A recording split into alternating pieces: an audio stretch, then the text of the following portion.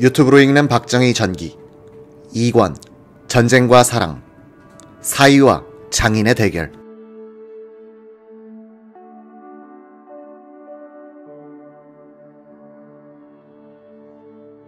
유경수는 구사단 참모장 박정희 중령이 장인 육종관에게 정식으로 인사하러 오는 날 홍정자, 송재관 등 집안 아이들을 문 밖에 세워두었다. 박정희는 운전병이 모는 지프를 타고 나타났다. 철모에 카빈 소총을 맨 부관을 앞세워 바짝 마른 박중령이 들어왔다.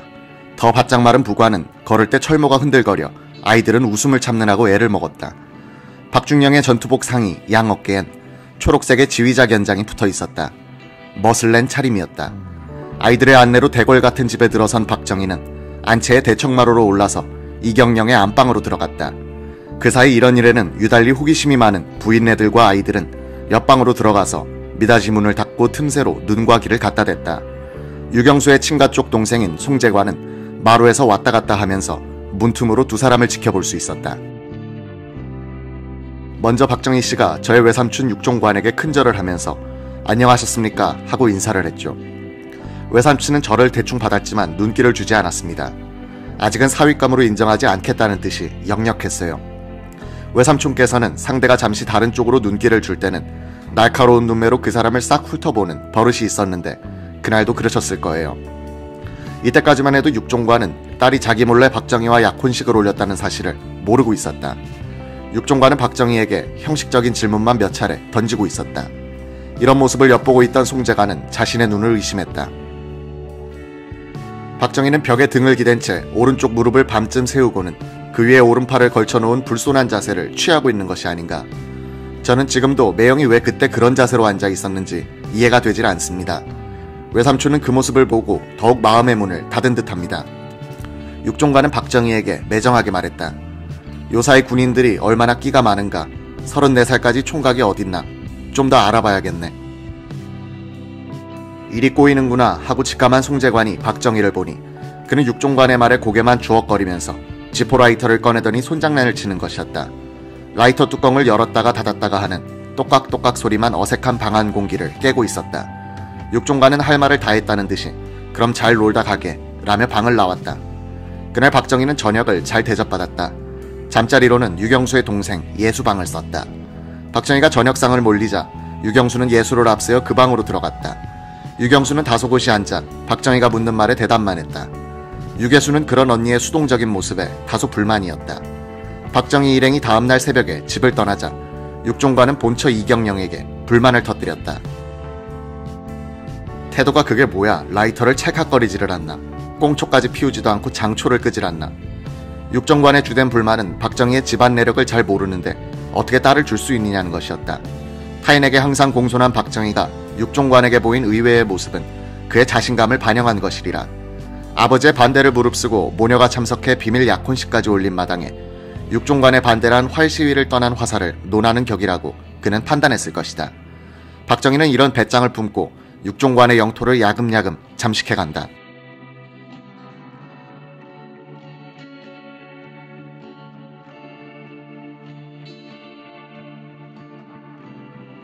대전의 구사단 사령부에서 박 참모장과 같이 근무했던 작전참모 손희선 중령은 박정희가 툭하면 저녁에 사라졌다가 아침에 돌아오곤 했다고 기억한다. 박정희를 누이뻘되는 유경수에게 소개했던 송재천 중위는 이때 박정희의 직속 부하인 군수참모 김재춘 중령 밑에서 일하고 있었다. 송재천은 박정희가 워낙 내색을 하지 않아서 두 사람의 사이가 잘 되어가고 있는 줄도 모르고 있었다. 눈치가 빠른 김재춘은 박정희가 거의 매일 옥천에 다니러 가는 것을 보고는 곧 결혼까지 가겠구나 하는 판단을 했다. 유계수는 언니를 자주 놀렸다. 아유 새까매, 언니는 눈이 삐었어? 뭐가 그리 볼 게 있어? 지금까지 기다렸는데 겨우 저런 사람한테 시집 가려고 해? 유경수는 정색을 하고 말했다. 너무 그러지 마라. 얘 저 사람은 뭐 좀 다르지 않니? 난 뭔가 끌리는 데가 있더라. 이 즈음 육종관은 자기 집에 뻔질나게 나타나는 박정희를 실리적인 관점에서 바라본다. 어느 날 육종관은 이경령과 유경수가 있는 데서 들으라는 듯이 힘주어 말했다. 구사단 참모장 정도면 내가 잃어버린 닛산 트럭 정도는 찾아올 수 있을 거야. 거 조금만 신경 쓰면 찾아온다고. 유능한 사람이면 부하들을 시켜 찾아올 수 있다고. 광복 직후 귀국하는 일본군이 주고 간 닛산 트럭을 피란 중에 인민군이 몰고 가버린 사건이 있었다. 자동차 수집광인 육종관은 그렇게 잃어버린 트럭을 두고두고 원통해하고 있었다. 유경수는 아버지의 이 소원을 박정희에게 어렵게 이야기한 것 같다. 며칠 뒤 육종관은 대문 앞에 갖다 놓은 닛산 트럭을 발견한다. 박정희는 수송부대를 시켜 폐차 직전에 고물차를 하나 구해서 가져왔던 것이다. 그러나 육종관의 기대는 이 고물을 보는 순간 실망으로 다시 분노로 바뀐다. 아니 걔가 성의만 있으면 싹 손보고 가져다 줄 수 있는 거잖아. 군인들은 부속품이 공짠데 이 고물을 나보고 손보란 말이지. 하여간 결혼은 다시 생각해봐야 한다니까. 어느 토요일 점심때 유경수는 송재관을 부르더니 오늘 박중영이 올 거니까 동생이 나가서 좀 봐 라고 했다. 잠시 후 도착한 박정희는 유경수와 송재관 두 사람을 차에 태웠다. 차중에서 박정희는 철렵을 좋아한다고 하더니 오리티 강가로 가자고 했다. 박정희는 고기를 잡으러 간다면서 어디서 났는지 수류탄을 들고 강물로 다가가서 안전핀을 뽑아 던졌다. 폭음과 함께 물기둥이 솟아올랐다. 또 한 발 투척. 포말이 사그라지더니 죽은 물고기들이 허옇게 떠올랐다. 운전병과 송재관은 열심히 고기를 건져 담았다. 송재관이 기리를 올려다보니 박중영은 두 다리를 떡 벌린 채 양손을 허리춤에 괴고 의기양양한 모습으로 내려다보고 있었다. 그 옆에 유경수가 한박 웃음을 짓고 있었다. 노을이 지고 있었다.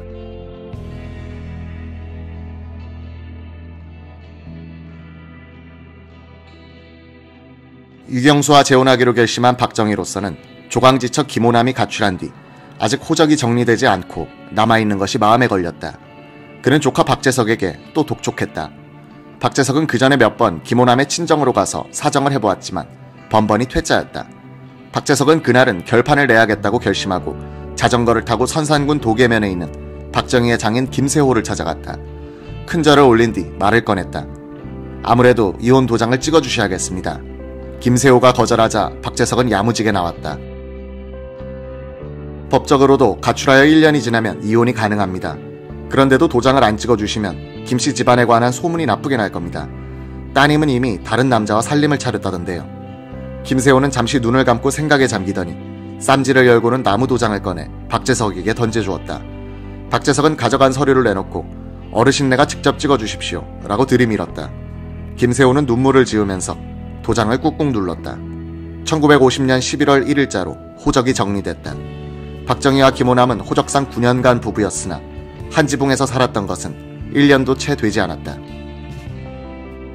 1948년에 어머니와 함께 집을 나와 대구로 가서 살던 큰딸 박재옥은 6.25 동란이 터지자 경주로 피난 갔다.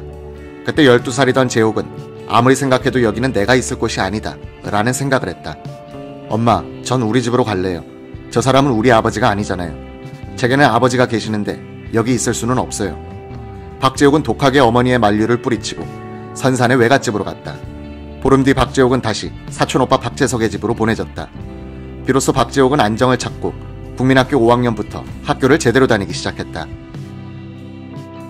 충청도와 경북지방의 산중에서 구사단이 인민군 패잔병을 상대로 한 속탕 작전을 벌임에 따라 11월 22일 사단사령부는 대전에서 대구로 이동했다. 박정희는 새 장가를 갈 준비를 해야 하는데 재물에 대해서 결벽 중에 있는 그로서는 스스로 나서서 결혼 경비를 마련하기가 어려운 형편이었다. 어느 날 박정희는 군수참모 김재춘 중령에게 농반 진반으로 말했다. 김형, 이제 중신도 했으니 결혼도 시켜줘야지. 그래놓고는 한참 있다가 침울하게 말했다. 김형, 그런데 나 아무것도 없어. 아, 예, 알겠습니다. 김재춘은 풍족한 집안 배경을 갖고 있었다. 그는 직속상관의 결혼에 필요한 돈을 모으면서 식장 준비도 했다. 박정희의 대구사범 동기생들도 김중령과 함께 결혼 준비를 도와줬다. 교육계에서 활약하고 있던 두용규와 이성조가 중심이 돼 청첩장, 예물 준비, 식장 물색에 나섰다. 뒤에 경북 교육감을 지낸 이성조의 증언. 피란을 와서 고생하고 있는 정의를 돕자는 뜻에서 대구에 사는 동기생들은 거의 다 모였을 겁니다. 마침 은사 김영기 선생이 대구에 계셔서 축사를 해달라고 부탁했습니다. 박정희와는 만난 적이 없지만 허억 대구시장을 주례로 모시기로 했습니다.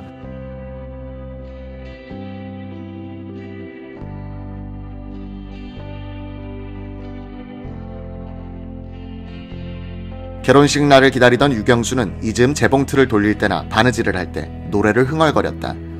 그 뒤 유경수 집안에서 유명해진 그 노래의 가사는 이러했다.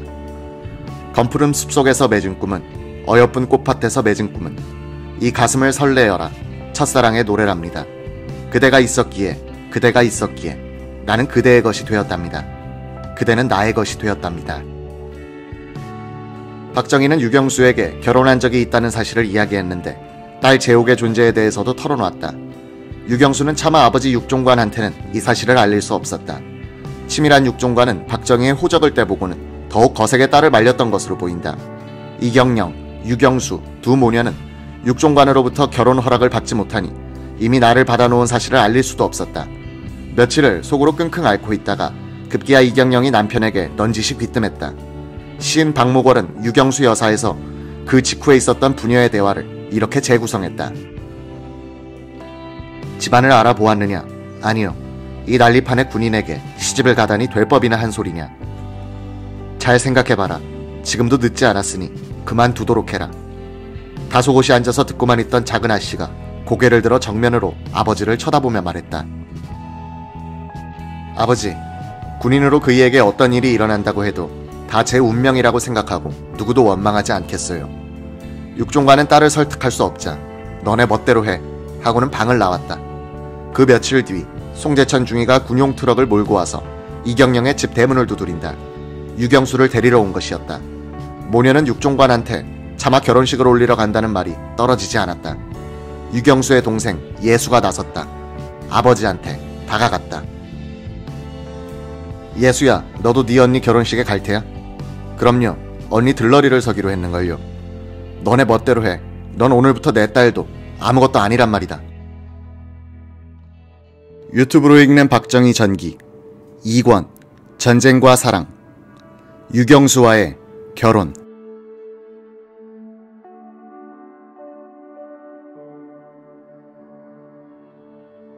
동생 유계수가 아버지 육종관으로부터 호통을 듣고 나오자 유경수는 마지막으로 아버지를 설득하려고 사랑방으로 들어갔다. 육종관은 대전으로 간다면서 집을 나가버렸다. 모녀는 대구로 떠나지 못하고 2시간쯤 기다렸다.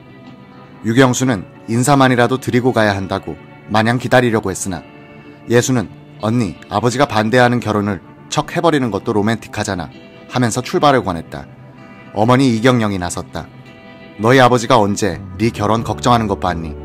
어서 너희들이나 먼저 가라. 나는 내일 아버지 모시고 갈 테니. 유경수, 예수 자매는 군용 파카를 입고 송재천 중위가 몰고 온 트럭 짐칸에 타고 대구로 출발했다. 이날 집안에서 있었던 일로 해서 신경이 곤두섰던 유경수는 차 안에서 심한 위경련을 겪었다. 예수가 언니의 배를 주물러줬지만 통증은 계속됐다. 밤 10시에 두 자매가 도착한 곳은 대구 삼덕동의 이정우 집 사랑채였다. 박정희 중령은 구사단 사령부가 대전에서 대구로 옮겨오자 이 집을 얻어두었던 것이다. 박정희는 유경수를 사랑채의 한 방에 눕혔지만 유경수는 그날 밤을 딴 집에서 보냈다. 아직 정식으로 결혼하기 전이었기 때문이다. 다음날, 즉 1950년 12월 11일 유경수는 동생을 데리고 미장원에 갔다가 간밤의 고통으로 엉망이 된 얼굴을 보고 놀랐다. 예수는 언니, 내일이 결혼식인데 어떡하지? 하고 울상이 됐다. 이날 오후 어머니 이경영이 혼자서 대구로 내려왔다. 전날 밤늦게 돌아온 남편과 싸우고 온 것이었다. 두 사람의 싸움은 점잖게 진행되었다고 전한다. 서로 옆방에 앉은 채로 한마디씩 주고받는 시기였다. 육종관이 자기 방에 앉아 집안도 알아보지 않고 딸을 치우는 부모가 어디 있나 하고 소리치면 이경영은 안방에서 영수가 그렇게 마음에 들어하는데도 가만히 있으란 말이에요? 라고 외친다. 남편이 소시를 5명이나 집안에 들여도 순종하던 이경영으로서는 이런 점잖은 싸움도 대단한 도전이었다. 다음날 일찍 이경영이 대구로 출발할 때 이미 결심이 섰다. 이경영은 딸 편을 들기로 함으로써 육종관과 헤어지는 것이다. 이날 이후 두 사람은 사실상 별거 상태로 들어가고 만다.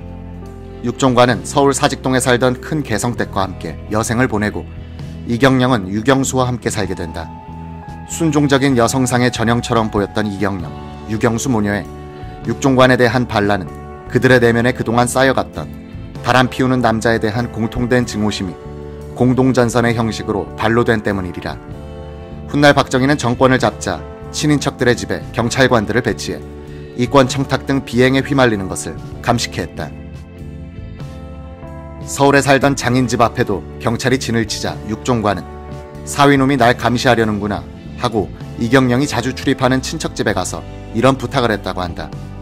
내가 영수한테도 전화를 제대로 할 수 없는데 여기 너희 외숙모 이경영이 자주 온다고 해서 찾아왔다.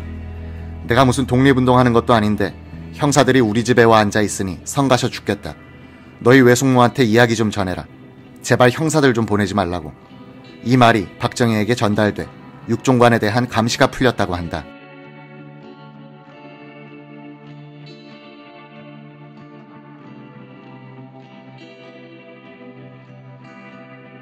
박정희, 유경수의 결혼식은 12월 12일 오후 대구 계산동 천주교 성당에서 열렸다. 박정희의 가족으로는 큰형 박동희, 조카 박재석, 박영옥이 참석했다. 대구시장 허억이 줄에 서게 오르자 모닝코트를 입은 박정희 중령이 독특한 걸음걸이로 입장했다. 유경수는 꽃바구니를 든 두 소녀를 앞세우고 박정희의 대구사범은사 김영기 선생의 손에 이끌려 들어왔다. 유경수의 들러리는 김재천 중령의 부인 장봉희와 유계수. 주례 허억은 신랑 신부와 만난 적이 없었다. 그는 주례사를 하면서 신랑 유경수 군과 신부 박정희 양은 이라고 서두를 때 장례는 웃음바다가 됐다. 그러나 송재천은 얼굴이 하얘졌다. 송중희는 김재춘호로부터 신부용 금반지를 하나 사갖고 있었다. 그는 반지갑이 너무 커서 반지만 꺼내 호주머니에 넣어뒀다. 그런데 예물교환 시간에 맞추려고 반지를 찾으니 잡히지 않았다. 마음이 급해진 송재천은 김재춘한테 돈을 타서 뛰어나갔다. 금반지를 새로 구입해 겨우 예물교환 시간에 댈 수 있었다. 송중희가 나중에 차분히 반지를 찾아보니 시계 호주머니에 들어있었다. 이날 박정희의 은사 김영기는 이런 유지의 축사를 했다. 창천의 기러기 훨훨 날아가는 맑고 개논을 신랑 박정희 군과 신부 유경수 양은 바라건대 세상은 회오리 바람처럼 그칠 줄 모르니 신랑의 억센 기품과 아름다운 신부의 온화함이 화합돼 서로 도와 푸른 강가에 원앙새 한 쌍 훨훨 날아 따뜻한 보금자리를 마련하고 이 결혼식을 준비하는 데 애썼던 대구사범 동기생 이성조의 회고. 하객은 비교적 많은 편이었지만 피로연은 조촐했죠. 전란 중이라 뭐가 있었겠습니까? 동기생들이 밤새워 피로연을 준비했는데 성당 뒤편에 밤, 대추, 오징어로 한상 차렸습니다. 순수한 우정으로 마련한 자리였습니다. 이날 우리 동기생들은 다짐을 했어요. 박정희의 신혼생활을 도와주지는 못할 망정 방해하지는 말자고 말입니다. 결혼식이 끝나자 우리는 뿔뿔이 흩어져 각각의 삶 속으로 돌아갔죠. 전쟁 중에 모두가 갈 길이 바빴거든요. 박정희도 결혼식 다음날 사단사령부로 출근했다. 신혼여행이란 개념이 생소하던 때였다. 박정희가 세든 사랑채는 방이 3개였다. 큰 방은 박정희, 두 번째 방은 이경영과 유경수, 유계수, 세 번째 방은 운전병과 부관이 썼다. 이 집에는 부엌이 없었다. 유경수는 예수와 함께 현관을 부엌으로 개조했다. 박정희는 퇴근하고 귀가해 식사를 할 때는 주로 처제와 대화하는 편이었다. 그는 아내를 영수라고 불렀고 아내는 저 보세요 라고 얼버무렸다. 박정희가 아침에 눈을 뜨면 아내는 따뜻하게 데운 쇠순물을 대야에 받쳐들고 마루에 서 있었다. 유경수는 머리를 곱게 빗고 엷은 화장도 했다. 유경수는 집안에서도 흐트러진 모습을 보이지 않았다. 박정희로서는 처음으로 안락한 가정생활을 맛보게 된 것이다.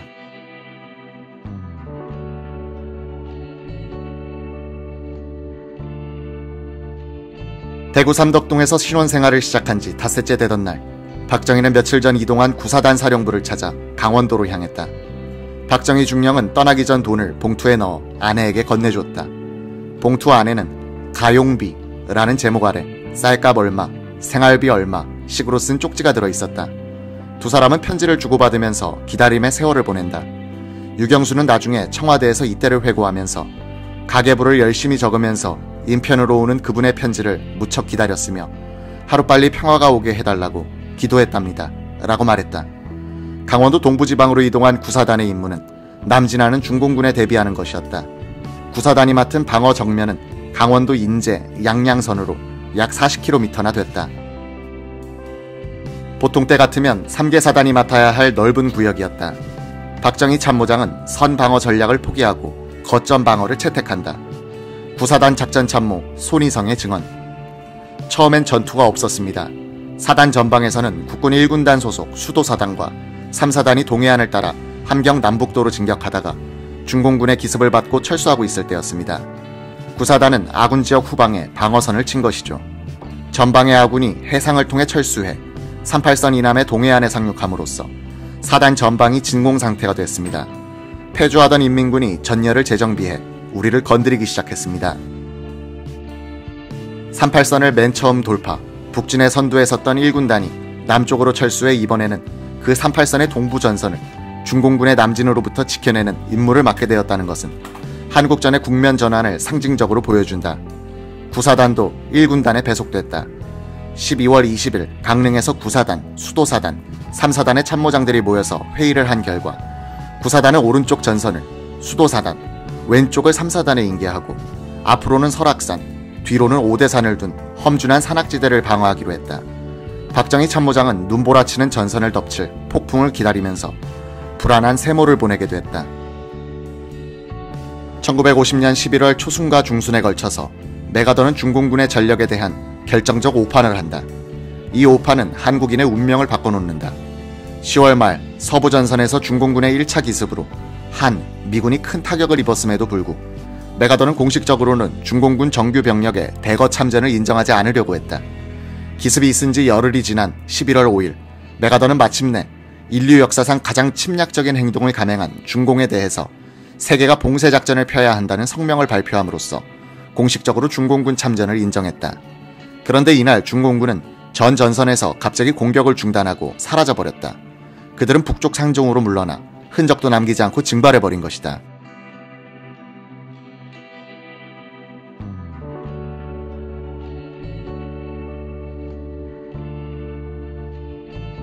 중공군의 이런 후퇴는 메가더의 판단을 흐리게 한다. 중공군을 과소평가하도록 도와주는 것이다. 반격을 중지하고 후퇴해버린 중공군을 두고 메가더 사령부는 역시 별것 아니구나 라는 판단을 하게 됐다. 중공군 사령관 팽덕회와 모택동은 이 즈음 거대한 덫을 놓고 있었다. 유적 침입작전, 즉 적을 깊게 끌어들인 다음 우회, 포위작전과 정면 돌파를 배합한 입체적 선멸전을 벌인다는 것이었다. 그러기 위해서는 후퇴를 가장한 내복이 필요했다. 11월 6일 메가더는 90대의 B-29 폭격기 편대를 띄워 압록강에 걸친 철교들을 폭격, 만주군으로부터 중공군이 북한 지역에 들어오는 것을 저지하려고 했다. 메가더는 극동 공군의 스트레이트미어 사령관에게 출격 명령을 내린 뒤 잠자리에 들었는데 폭격기 편대가 이륙하기 직전 워싱턴에 합참에서 긴급 연락이 왔다. 별도의 통보가 있을 때까지 한만, 국경으로부터 5마일 이내의 지역에 대한 폭격을 금지한다는 것이었다. 메가더는 화가 났다. 이 폭격이 연기되면 시간만큼 미군과 유엔군 장병들의 피가 더 많이 흐르게 될 것이다. 이 문제를 즉시 대통령에게 보고하여 주기 바란다. 이 상황에 대한 대통령의 개인적이고 직접적인 검토가 없다면 본인은 이로 인한 파국의 책임을 질 수 없다. 브래들리 합참의장은 메가더의 위협적인 전문을 트루먼 대통령에게 읽어주었다. 트루먼은 폭격을 승인해 주도록 지시했다. 합참은 여기에 희한한 조건을 붙였다. 압록강 철교 중 북한 측 반만 폭격하라. 그리고 압록강에 있는 댐과 발전소를 폭격해서는 안 된다는 것이었다. 메가더는 폭격기가 만주 영공으로 들어가지 않고서는 철교를 적중시킬 수 없을 뿐만 아니라 만주의 비행장에서 이륙해 미군 폭격기를 공격하는 적 전투기를 국제법상의 추적권에 의하여 만주 상공까지 따라갈 수 있어야 아군기의 안전이 보장된다고 반론을 제기했다. 워싱턴에서는 유엔 참전국들이 만주 영공 침범을 반대한다는 이유로 메가더의 항의를 묵살했다. 메가더는 중공군의 인원과 물자를 대주는 만주 기지를 성역으로 인정해주는 것이라고 흥분했다. 11월 9일 워싱턴에서 열린 대통령 직속 국가안보회의는 한국전에 관한 기본 전략을 토의했다. 애치슨 국무장관, 마셜 국방장관, 브래들리 합참의장이 참석한 이 회의에서도 북한에 들어온 중공군의 규모를 실제 병력의 6분의 1 정도인 6만, 7만 명 정도로 잡고서 개인 목적을 압록강의 발전소를 보호하기 위한 완충지대 설정이라고 해석했다. 미국 중앙정보국도 메가더 사령부와 거의 비슷한 수준으로 중공군을 과소평가하고 있었다. 마셜 장관은 동부전선으로 진격한 유엔군이 너무 넓은 지역에 걸쳐 분산되어 있는 점을 지적했고, 애치슨 장관은 현 전선보다 방어에 더 적합한 진지선이 어디인가 라고 따졌다. 브래들리 의장은 군사적 견지에선 후방으로 물러나는 것이 유리하나 그렇게 하면 한국인의 사기와 국제 여론을 약화시키게 될 것이다 라고 했다. 영국의 대전략가 윈스턴 처칠도 메가더가 한반도의 목 부분에서 진격을 정지하고 방어선을 구축할 것을 희망했으나 메가더는 아시아 사람들은 공격적인 지도력을 숭배한다면서 이를 묵살했다. 평양, 원산선은 약 200km로서 한반도에서 가장 좁은 병목이다. 그만큼 병력을 집중해 방어할 수 있는 데 반해 북쪽으로 올라갈수록 전선이 4배나 넓어져 병력이 분산됨으로써 적에게 반격의 기회를 줄 우려가 있었다. 유튜브로 읽는 박정희 전기, 2권, 전쟁과 사랑, 크리스마스 총공세, 모택동의 덫.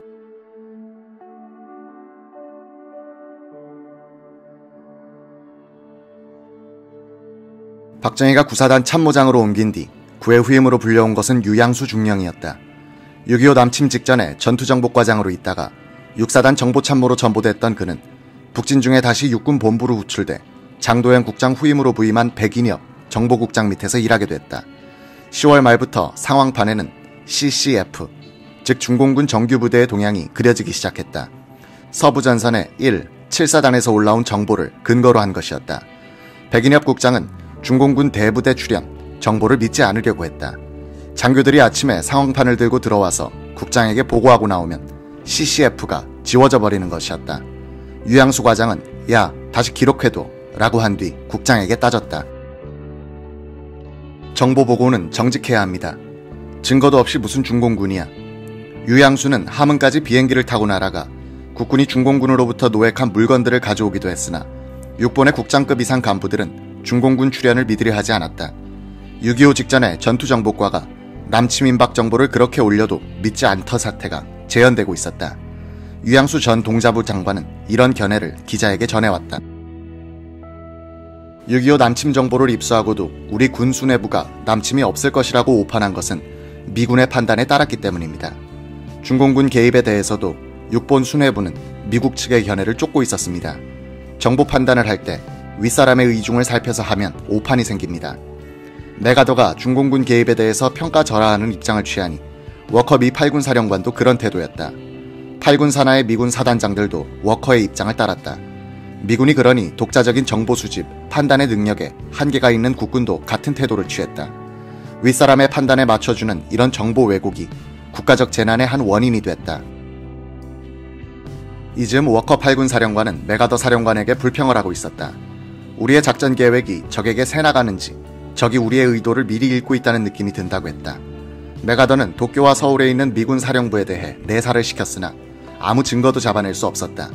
메가더는 워싱턴을 의심하기 시작했다. 메가더 사령부가 유엔군의 작전 계획을 워싱턴에 합참해 보내면 이 복사본은 국무부, 중앙정보국, 백악관의 특정인들에게만 배포되고 있었다. 메가더는 이 고위층에 공산당 간첩망이 숨어있다고 주장했다. 메가더의 이 육감은 정확했다. 당시 워싱턴 주재 영국 대사관의 1등 서기관은 김필비였다. 그는 영국 첩보기관 MI6에서 파견 나온 사람이었다. 케임브리지 대학에 다닐 때 공산주의자가 되었던 그는 제1차 세계대전 때는 처칠 해군 장관의 보좌관이었다. MI6에 들어가 출세 가도를 밟았던 필비는 1949년 워싱턴에 부임해 CIA와 영국 첩보기관 사이에 연락관으로 일했다. 이때 영국과 미국 첩보기관은 고급 정보를 공유하고 있었다. 영국군이 한국전에 군대를 파견한 이후에는 동맹국으로서 미군의 작전 계획에 대해서 상당한 정보를 제공받을 수 있었다. 6.25 남침 직전 미국의 정세 판단, 중공군 개입에 대한 메가더의 판단, 만주 폭격 금지 등 중공에 대한 주요 전략, 유엔군의 북진 작전 등 미국 측의 중요 정보들이 송두리째 필비에 의해서 모스크바로 전달되고 모스크바는 이를 모택동과 김일성에게 중개했으리라는 것이 정설이 되고 있다. 필비의 부하이던 가이 버지스 2등 서기관도 MI6에 박힌 소련 첩자였다. 영국 외무부의 미국 과장이던 돈 맥클린도 소련 첩보기관에 포섭된 간첩이었다. 미국 과장이란 요직에 있으면서 맥클린은 미국과 영국 사이를 오고 가는 한국전 관련 비밀문서를 읽을 수 있는 위치에 있었다. 영국과 미국 사이 정보교류의 길목을 지키고 있었던 이 세 간첩들은 또 오랜 친구 사이였다. 이들은 청년기 때 빠져든 공산주의에 충성하면서 자발적으로 소련에 봉사하고 있었다. 이들을 통해서 모택동과 김일성은 메가더가 취할 조치뿐만 아니라 취할 수 없는 조치에 대해서도 미리 알고 있었을 것이다. 이 세 사람은 나중에 정체가 밝혀지자 소련으로 달아나 그곳에서 죽었다. 1950년 11월 23일은 추수감사절이었다. 메가더는 전선에 있는 모든 미군들에게 칠면조 고기를 공급했다. 유엔군은 사기 충전에 있었다. 한 달 전에 중공군 기습에 대한 기억도 옛날 이야기처럼 느껴졌다.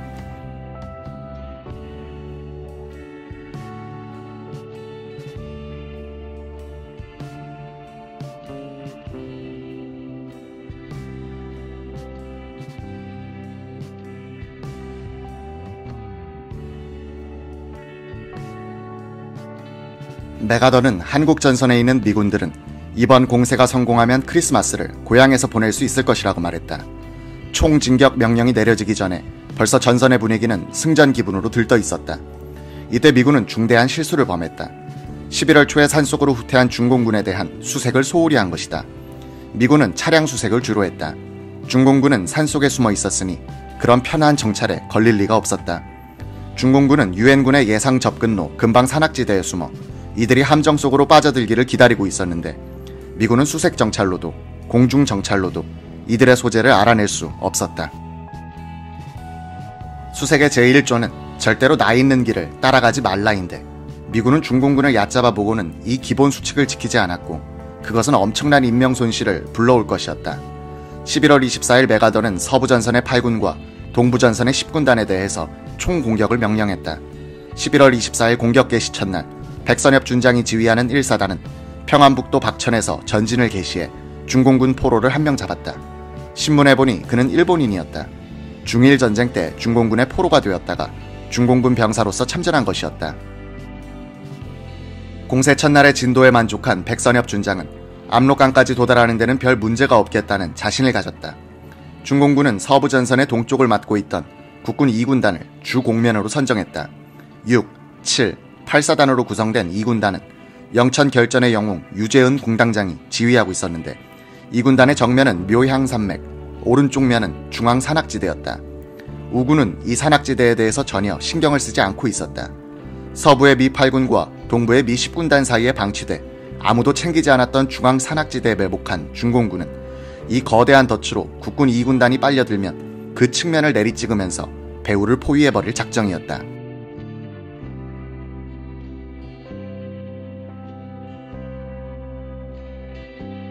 (11월 25일) 중공군은 서부전선의 오른쪽인 묘향산맥 남쪽에 국군 2군단 소속 8사단과 7사단을 집중 공격했다.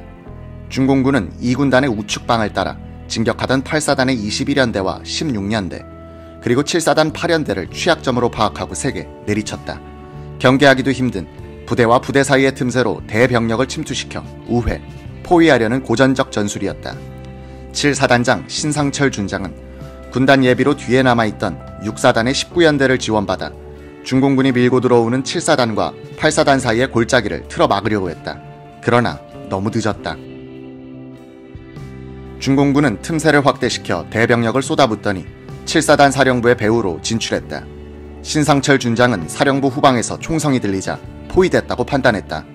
5, 8 연대장에게 전화를 하니 이미 중공군에게 녹아버려 연락이 되질 않았다. 맨 왼쪽에 있던 3연대만이 건재했다. 신상철 사단장은 3연대장에게는 왼쪽에 인접한 미 24사단과 합류해 후퇴하도록 명령한 뒤 사단 사령부의 후퇴를 지시했다. 7사단의 후퇴는 지휘체계가 붕괴된 상태에서 이뤄졌다. 붕괴란 장교들은 계급장을 떼고 사병들은 장교의 말을 듣지 않는 상태에서 무거운 공용 화기는 버리고 사단장이나 이등병이나 똑같이 살 길을 찾아가는 것을 이른다. 2군단의 오른쪽 전선을 맡고 있던 8사단 가운데서도 맨 오른쪽에 배치된 연대는 21연대였다. 이 연대의 1대 대장이 뒤에 주월 한국사령관을 지낸 최명신 소령, 중공군의 주공을 받은 21연대는 와해되고 최명신 대대장은 소총을 가진 병력이 반도 되지 않는 130여 명의 부하들을 이끌고 중공군 지역을 헤쳐가면서 40여일 만에 남한으로 귀환한다. 최명신은 중공군이 밤에 계곡을 따라 행군하는 습관을 간파하고는 밤에는 고지에서 자고 낮에는 계곡을 피해서 산등성이를 타고 내려갔다. 최명신 부대는 연대장을 모시고 있었다. 이 연대장이 자꾸만 최소령, 나 고기 한 점만 먹으면 원이 없겠소 라고 애원하다시피 했다. 최명신은 부대원들을 이끌고 작은 마을에 들어가 닭을 삶아 먹었다. 식후에 연대장을 필두로 부대원들이 잠에 골아떨어져 버렸다. 이미 적의 치하로 넘어가 버린 지역에서 언제 공격을 당할지 모르는데 자포자기 상태에 빠진 연대장은 몸을 일으키지 않으려고 했다. 최명신은 연대장의 머리에 권총을 들이댔다. 연대장 한 분 때문에 우리 모두가 죽을 수는 없습니다. 어서 일어서십시오. 아니면 쏘겠습니다. 아니 여보, 최소령 왜 이래?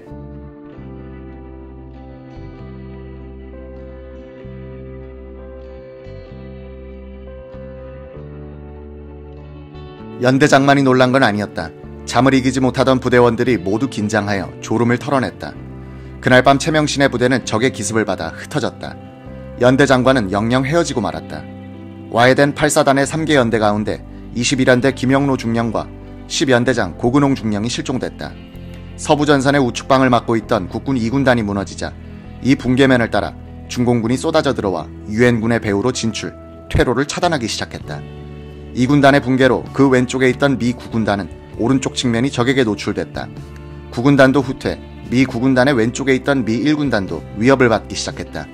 국군 2군단의 붕괴로 시작된 도미노 현상이 전 전선으로 확대되면서 총 퇴각이 불가피하게 됐다.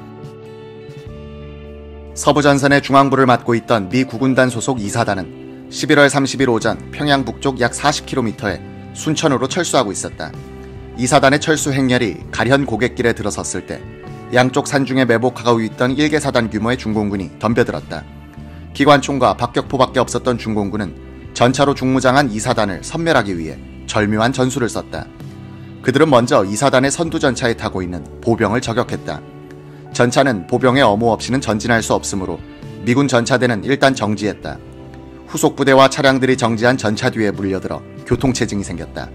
이 밀집된 차량 행렬과 장병들을 향해서 중공군의 기관총과 박격포가 일제히 불을 뿜었다. 16,000명이 넘는 병력과 수백 대의 차량을 거느린 2사단의 후미에서는 선두가 기습을 받고 있는데도 전진을 계속했다. 마치 치약이 튜브에서 짜내지듯이 계속해서 2사단은 이 죽음의 계곡으로 밀려들었다. 한나절 계속된 이 사륙전으로 2사단 장벽 약 4,000명이 전상, 실종됐다. 2사단의 모든 전차, 차량은 이 가련 고개를 빠져나오지 못하고 파괴됐다. 한때는 사단장 로렌스 카이저 소장도 실종된 것으로 알려지기도 했다. 붕괴된 국군 7사단의 신상철 사단장, 8사단의 이성가 사당자는 군법회의에 넘어가 사형을 구형받았으나 집행유예 선고로 사면되고 곧 군에 복귀했다. 카이저 2사단장은 직위 해제됐다. 동부전선에서도 장진호방까지 깊숙이 진출한 미 해병이 중공군의 덫에 걸려들었다. 평안북도와 평안남도를 경계짓는 청천강선을 함경남도 장진호까지 연장한 약 300km의 전 전선에 배치됐던 한 미군을 주력으로 하는 유엔군 12개 사단, 약 20만 명의 대병력은 36만 명의 중공군과 약 6만 명의 인민군에 의해서 포위될 지경이 되고 말았다. V자형으로 매복해 메가더의 맹목적 진격명령을 기다리고 있던 중공군은 V자 속으로 안겨온 유엔군을 죽음의 포옹으로 몰고 갔다. 모택동은 메가더를 자신의 무대로 끌어들이는 데 성공했다.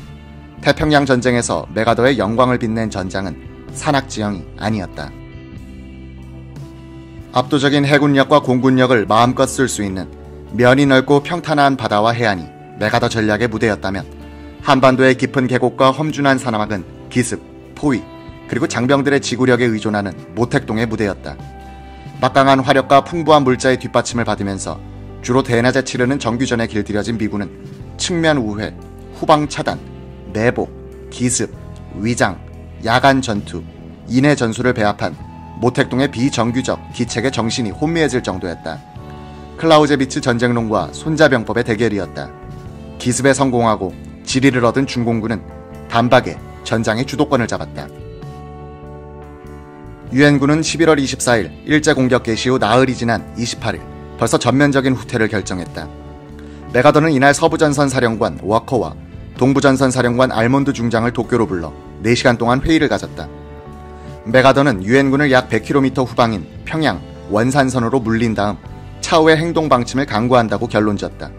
메가더는 이날 전혀 새로운 전쟁이 시작됐다고 발표했다.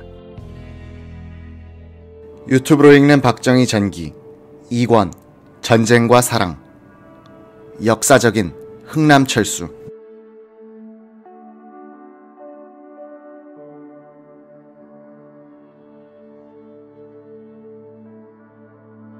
메가더 원수는 1950년 12월 3일 당초 계획했던 평양 원산 저지선을 포기하고 서부, 동부 전선의 모든 유엔군 부대는 38선으로 총퇴각하라는 명령을 내렸다. 평양 방어의 거점 도시인 성천은 평양에서 동북쪽으로 약 50km 떨어져 있었는데 이곳이 이날 중공군에게 넘어갔다. 중공군은 성천에서 평양 동남쪽으로 진출해 유엔군을 배후에서 포위할 생각을 가진 것 같았다. 유엔군을 추격하는 중공군의 산악 행군 속도는 하도 빨라서 제공권 하에서 대로를 따라 차량으로 후퇴하는 미군들을 추월할 정도였다. 메가더는 평양 원산 사이에 있는 산악지대를 유엔군이 방어할 수 없기 때문에 적에게 최대한의 타격을 가하면서 38선으로 물러날 수밖에 없다고 미합참에 보고했다. 그는 중공은 이미 26개 사단을 전선에 투입했고 20만 명은 만주에서 대기 중이다. 이것은 우리의 소수 병력이 전 중공인민과 대결하고 있음을 의미한다. 따라서 정치적 결단으로 새로운 작전이 수립되기를 희망한다고 덧붙였다. 중공군이 개입할 가능성을 충분히 인식하고 있었으면서도 이 사실을 인정하면 자신의 북진 작전에 제동이 걸릴까봐 개입 가능성이 없다고 보고해온 메가더는 이제는 말을 바꾸어 중공군이 개입했으니 이길 가망이 사라졌다. 이기고 싶으면 중국을 때려야 한다는 확전의 논리를 구사하기 시작한다. 문제는 트루먼 행정부는 한국 전선에서 미국이 반드시 승리해야 한다고 생각하지 않게 되었다는 점이다. 메가더 유엔군 사령관에 의한 38선으로의 철수 결정은 한반도 통일을 포기한 것일 뿐 아니라 수복한 북한 주민들을 다시 적치하로 넘겨주는 것을 의미했다. 국군은 북한 주민들에게 남한으로 내려가도록 강요한 적이 없었지만 수백만의 북한 사람들은 자유를 향한 목숨을 건 집단 거주 이전을 감행한다. 평양 철수, 흥남 철수, 일사 후퇴로 해서 역사상 유례가 없는 이산 가족의 비극이 빚어진 것이 이때이고 한국인들이 자유이사로 김일성 정권에게 당신은 아니오라고 선고함으로써 민족사의 정통성을 남한 쪽으로 굳힌 것이 이때였다. 국군은 평양을 12월 5일에 포기했다. 평양이 고향이고 북진 때는 평양 도립의 선봉장이었던 백선엽 1사단장은 대동강 철교를 비롯한 평양의 주요 시설들이 모조리 폭파되고 대동강역에서는 태평양을 건너온 미군 탱크 18대가 대포 한 발 못 쏴보고 화염에 휩싸여버리는 것을 목격하면서 이것이 생전에 내가 보는 평양의 마지막 모습이겠구나 라고 생각했다. 끊어진 대동강 다리 아래로 흐르는 차가운 강물로 뛰어든 피라민 수백 명이 죽어가고 있었다. 백선엽은 황해도의 사리원을 지날 때 말라리아에 걸렸다. 미군이 일본으로 철수한다는 소문이 번지면서 장병들의 사기는 바닥으로 떨어지고 있었다.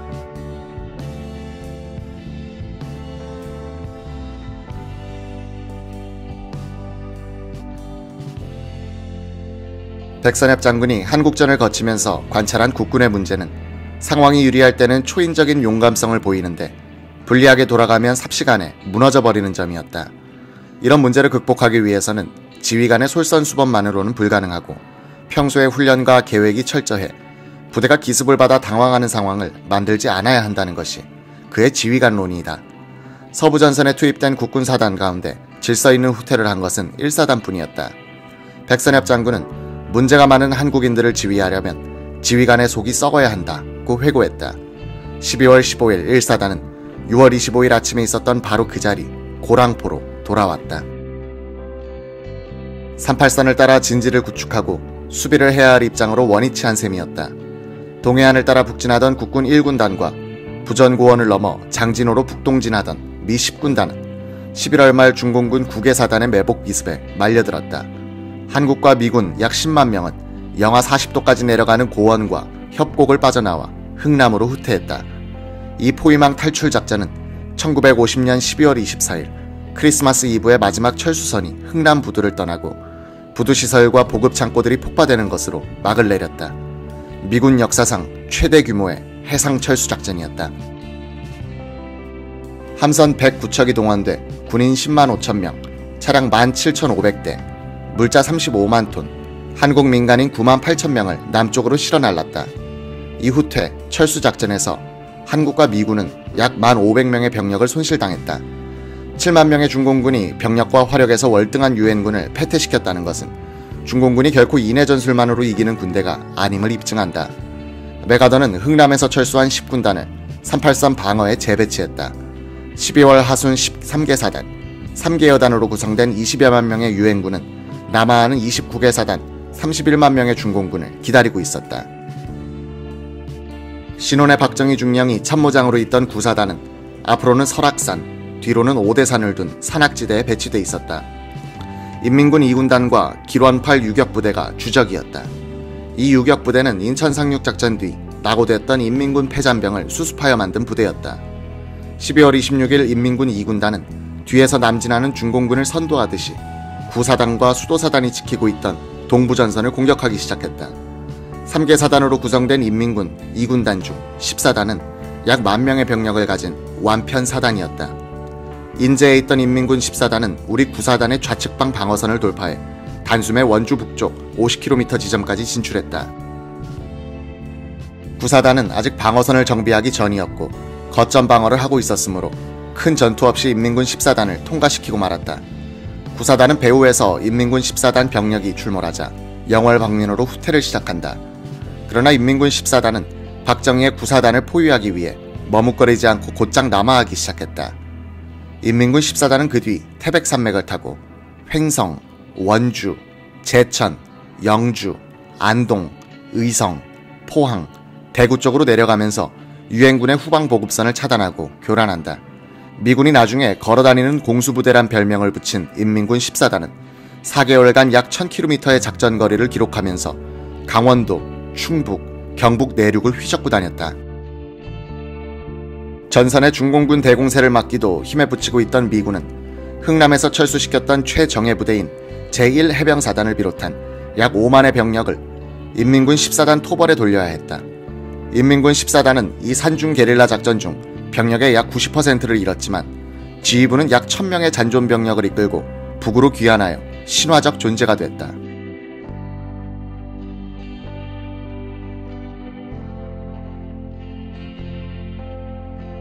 (1950년 12월 23일) 워커 미 8군 사령관은 서울 북쪽 의정부의 미군 부대를 방문하는 길에 아들 샘 워커 중위에게 은성 훈장을 직접 수여하기로 했다.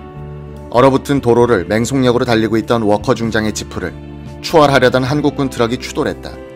지프가 옆으로 뒹굴면서 보좌관과 운전병은 튕겨나와 살았지만 워커는 즉사했다. 이승만 대통령은 이 소식을 전해 듣자 사고를 낸 한국군 운전병을 즉시 처형하도록 지시한다. 옆에 있던 미 군사고문관 짐 하우스먼 대위가 말려 운전병은 3년 징역형을 받았다. 짐 하우스먼은 회고록에서 이런 뼈아픈 지적을 했다. 하버드 대학의 고풍어린 교내 예배당 벽에는 한국전에 목숨을 바친 20여 명의 하버드생 병사들 이름이 동판으로 새겨져 있다. 미국은 한 도시에서 한 사람이 나올까 말까 한 미국의 희망들을 한국에서 자유를 지키기 위해서 내보냈다. 교수들도 참전해 덜어 전사했다. 한국에서도 많은 학도병들이 전사했다. 그러나 한국의 어느 학교에도 전사 학도병들의 이름이 새겨져 지나는 자들의 머리를 숙이게 하는 표지는 없다. 존경하는 소대장님, 용감한 대대장님, 그리고 생명을 던져 진지를 지켜낸 병사들의 얘기는 입으로만 전해질 뿐 그들을 기릴 수 있는 흔적은 어디에도 없다. 한국은 전후 팔을 잃은 국회의원, 눈이 날아간 국방장관을 갖지 못했다. 행사장이나 연회장 같은 데서 한국전 전상자들을 만나본 적도 없다. 최명신 전 주월 한국군 사령관은 유일한 혈육인 동생이 월남한 뒤 장교가 돼 인접부대에서 함께 근무하다가 전사한 아픔을 겪은 사람인데 1952년 당시 미 8군 사령관 벤플리트 장군이 주관한 한 회의의 풍경을 이렇게 묘사했다. 벤플리트 사령관은 북한으로 출격했다가 실종된 아들에 대한 공중 수색 보고를 다 들은 다음 전혀 표정 없이 말을 이어갔다. 그리고 마지막으로 내가 명령하는 바입니다. 오늘 이 시간 이후로 내 아들을 수색하기 위한 특수작전은 중지하도록 명령합니다. 행방불명자에 대한 공군의 수색작전은 당연합니다. 그러나 이번 특수작전은 그 정도면 최선을 다한 겁니다. 이제부터는 시간 낭비이고 피로를 더해줄 뿐입니다. 그간 작전에 참여해준 장병들에게 벤플리트 중위의 아버지로서 심심한 감사를 표합니다. 하나밖에 없는 아들을 잃은 아버지의 담담한 표정, 그건 감동 그 자체였다. 미국의 힘이 바로 그의 얼굴에 씌어 있었다. 워커 사령관의 후임은 육군 참모차장 매튜 리치웨이 중장이었다. 그는 제2차 세계대전 때 제82 공수사단장으로서 이탈리아 전선에서 활약했고 노르망디 상륙작전 때도 낙하산을 타고 적진에 내린 용장이었다.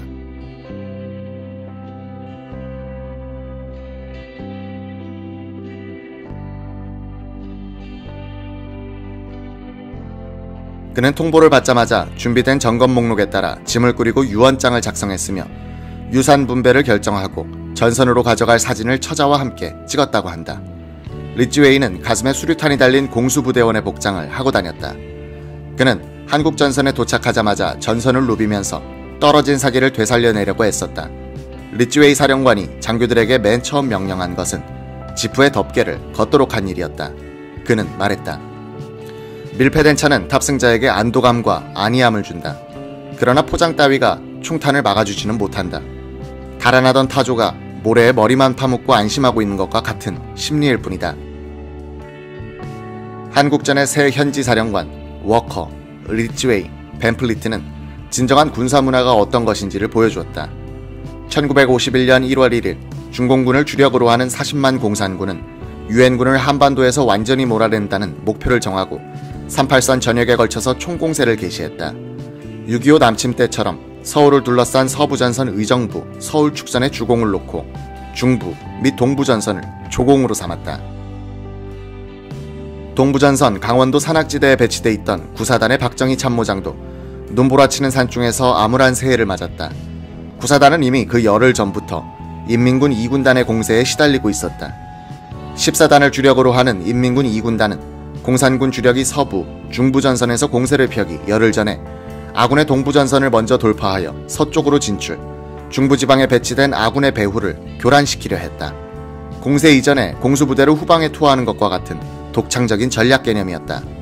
일단 후방으로 잠입한 뒤 이 걸어다니는 공수부대는 탄환 한 발, 식량 한 톨도 보고받을 수 없게 돼 있었다. 최대한의 짐을 지고 혹한 속에 산악을 행군해야 했다. 선봉인 인민군 14단이 먼저 국군 9사단의 방어선을 통과해 뒤로 빠졌다.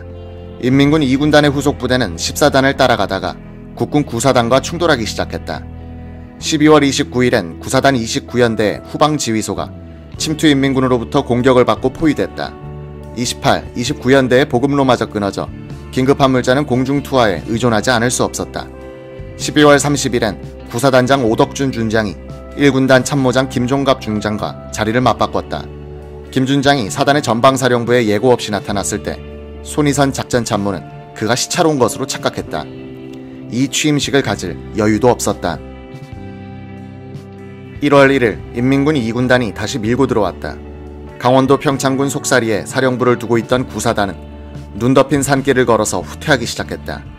1군단에서 3군단으로 배속이 변경된 9사단 사령부는 인민군에 밀려 1월 중에 영월, 상동, 정선, 경북봉화군 춘향, 정선으로 옮겨 다녀야 했다. 1월 26일에 비로소 제30포병대대가 9사단에 배속돼 전투사단의 면모를 갖추게 됐다. 박정희 참모장은 주로 사단의 보급관리를 책임졌다. 탄약과 식량을 비롯한 군수물자는 주로 대구에서 실어오고 있었다. 후방으로 진출한 인민군 14단이 이 보급선을 차단하려고 정규군에 의한 게릴라전을 전개하고 있었지만 박 참모장의 보급관리는 흠잡을 데가 없었다고 전한다. 그는 김종갑 사단장이 신병으로 한 열흘간 후송되자 사단장을 대리하기도 했다. 9사단은 서울에서 창설 준비를 시작한 이래 넉 달 동안 사령부를 10번이나 옮겼다. 중공군의 총공세에 따라 전선이 남북한을 오르내리는데 맞춰야 했으므로 차분하게 진지를 구축할 시간도 부대를 정비할 시간도 없었다. 사람들이 피난 가고 텅 빈 민가들을 임시 막사로 사용해야 했다. 신문 읽을 시간도 라디오 들을 시간도 없이 산맥을 따라 쫓고 쫓기는 생활을 하고 있던 박정희 중령으로서는 자신들의 운명이 누구의 손에 의하여 결정되고 있는지를 알 턱이 없었다.